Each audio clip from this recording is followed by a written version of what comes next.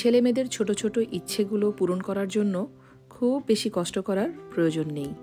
তাছাড়া বাচ্চাদেরকে অল্প কিছু আনন্দ দিলেই তারা অনেক বেশি আনন্দিত হয়ে যায়। তাই আমি চেষ্টা করি আমি যত ব্যস্তই থাকি না কেন তাদের ছোট ছোট ইচ্ছেগুলোকে পূরণ করতে। কারণ জীবন তো একটাই, যতদিন বেঁচে আছি একটু আনন্দ নিয়েই বেঁচে থাকতে চাই। ছেলেমেয়েরা প্রতিদিন ভাত খেতে চায় না, নানা রকমের খাবারের বায়না ধরে। বিশেষ করে শুক্রবার দিন, সেদিন তাদের ফ্রাইডে নাইট, তাদের কিছু স্পেশাল লাগবেই লাগবে।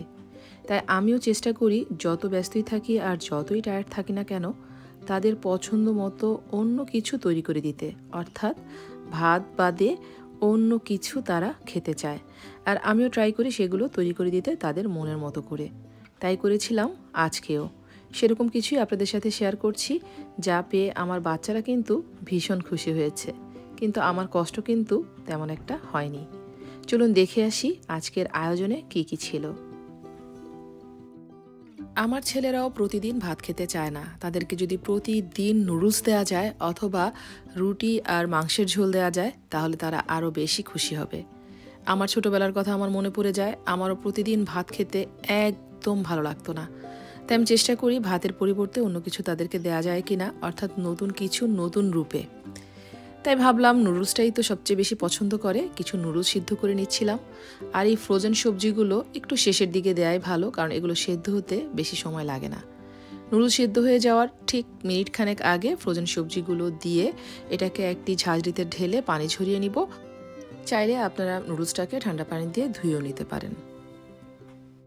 সাথে একটা করে ডিম সিদ্ধ তো রাখবই। তাই ভাবছিলাম ডিমটাকে নতুনভাবে কিভাবে দেয়া যায়। তাই বাংলাদেশের সেই ভাইরাল সিদ্ধ ডিমটা দেওয়ারই প্ল্যান করলাম। এখানে আমি তেঁতুলের মধ্যে চিনি, লবণ, বিট লবণ, একটু মরিচের গুঁড়া দিয়ে আর পানি দিয়ে একটি সসের মতো তৈরি করে নিয়েছিলাম। তেঁতুলের এই চাটনিটা আমার সেদ্ধ ডিমের মধ্যে প্রয়োজন হবে। আপনারা কেনা চাটনিও ব্যবহার করতে পারবেন। আমি এখানে কিছু হাঁসের ডিম সিদ্ধ করে নিচ্ছি, আপনারা মুরগির ডিমও নিতে পারেন। তবে ডিমটাকে 100% সেদ্ধ না করে 80% সিদ্ধ করে নেবেন। চলে এসেছি নুডলস রান্নায়। প্যানের মধ্যে একটুখানি তেল দিয়ে আমি এখানে কিছু কিউব করা পেঁয়াজ দিয়ে দিলাম। আমার কাছে খুবই ভালো লাগে নুডলসের মধ্যে একটু বড় করে কাটা পেঁয়াজগুলো। আর আপনারা চাইলে আজকের এই নুডলসে আরও অনেক রকমের সবজি ব্যবহার করতে পারেন। আমি ডিম বা মুরগি কিছুই কিন্তু এই নুডলসের মধ্যে আজকে দিচ্ছি না, সবই আলাদাভাবে ওদের সামনে প্রেজেন্ট করব। এখন যে নুডলসগুলোকে আমি ঝাঁঝরিতে পানি ঝরিয়ে রেখেছিলাম তা দিয়ে দিলাম। এগুলোকে একটু নেড়েচেড়ে মিশিয়ে নিতে নিতে তার মধ্যে, অর্থাৎ প্যাকেটের মধ্যে যে মশলাগুলো থাকে সবগুলো মশলা দিয়ে এগুলোকে আরেকটু নেড়েচেড়ে নিব।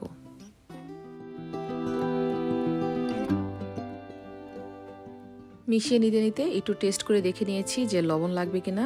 একটু লবণ লেগেছে, সেটা দিয়ে এটাকে এখন নেড়েচেড়ে মিশিয়ে নিয়েছি। একটু মাখো মাখো টাইপের এই নুডলসটা আমার বাচ্চারা খুব পছন্দ করে। তবে ওরা বেশি পছন্দ করে পানি নুডলস যেটা থাকে, অর্থাৎ নুডলস বোল, সেটা বেশি লাইক করে। কিন্তু আজকে এরকম একটু ড্রাই করে তৈরি করে দিলাম ওদের জন্য। এখন চিন্তা করছি সাথে আর কি কি দেয়া যায় যেগুলো দেখলে ওদের মন ভালো হয়ে যাবে। আজকে যেহেতু হঠাৎ প্ল্যান, ফ্রিজে যা যা পাবো তাই দিয়ে তাদেরকে মনোরঞ্জন করতে হবে, অর্থাৎ কিনে আনার সময়ও নেই আর দোকানও সব বন্ধ হয়ে গেছে। তাই ফ্রিজ খুলে পেয়ে গেলাম বেশ কিছু চিকেন সসেজ।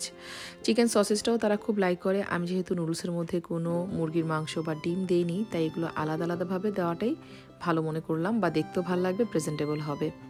সসেসগুলোকে আমি ফ্রাইং প্যানের মধ্যে একটু তেল দিয়ে লাল লাল করে ভেজে নিয়েছি। আপনারা কিন্তু সসেসটাকে এয়ার ফ্রাইও করে নিতে পারেন। যেহেতু আরও কিছু ভাজার প্ল্যান আছে তাই সসেসটাকে আমি ভেজেই নিলাম। এরপর ফ্রিজ খুঁজে পেলাম জাস্ট 2 পিস পেপারনি। আমার রাজ্য উৎসর হয়ে গেলেই চলবে, তাই ভাবলাম পেপারনিগুলোকে একটু লাল লাল করে ভেজে দিই। ওরা আবার পেপারনিটাকে একটু এরকম টস করে দিলে বেশি পছন্দ করে।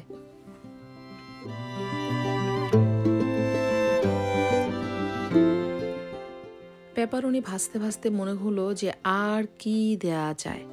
আসলে আগে থেকে প্ল্যান করা না থাকলে যা হয় আর কি।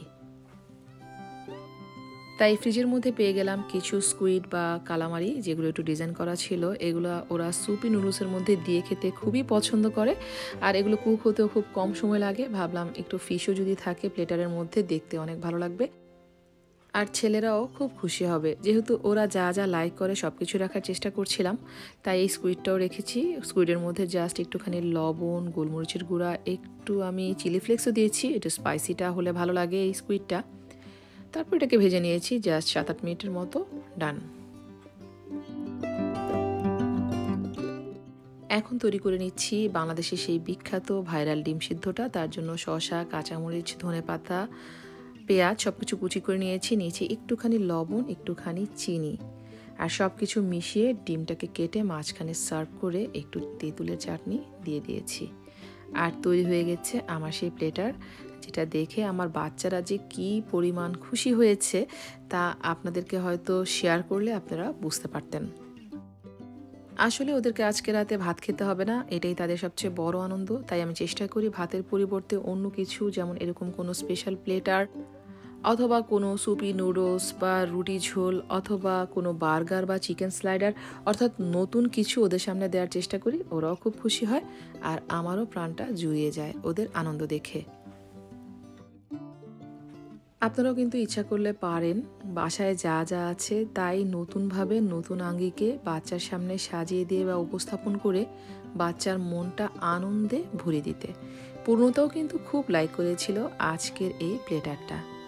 সবাই ভালো থাকবেন। যদি আমার এই ভিডিওটা ভালো লেগে থাকে তাহলে উর্মিস ইজি রেসিপির সাথেই থাকুন, এরকম আরও অনেক নতুন নতুন ভিডিও পেয়ে যাবেন। ধন্যবাদ সবাইকে।